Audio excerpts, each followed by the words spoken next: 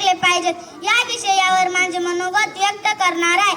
आपला भारत देश महान आहे. या देशाला छत्रपती शिवाजी महाराज, महात्मा गांधी, डॉक्टर बाबासाहेब आंबेडकर, ज्योतिराव फुले, सावित्रीबाई फुले, स्वामी विवेकानंद, लोकमान्य टिळक, शाहू महाराज आणि डॉक्टर APJ अब्दुल कलाम यासारख्या अनेक महान व्यक्तींचा वारसा लाभला आहे.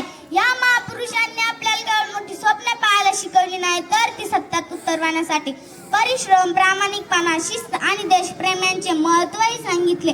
छत्रपती शिवाजी महाराजांनी स्त्री सन्मानाची शिकवण दिली. महात्मा गांधींनी सत्य, अहिंसा आणि स्वच्छतेचा संदेश दिला. डॉक्टर बाबासाहेब आंबेडकरांनी शिक्षण, समानता आणि संविधानाचा अमूल्य वारसा दिला. महात्मा फुले, सावित्रीबाई फुले यांनी शिक्षणाचा प्रकाश समाजातील प्रत्येक घटकापर्यंत पोहोचवला. आपण त्यांच्या जयंती, पुण्यतिथी साजऱ्या करतो, त्यांच्या प्रतिमांना पुष्पहार अर्पण करतो, पण एवढंच पुरेसं नाही. त्यांच्या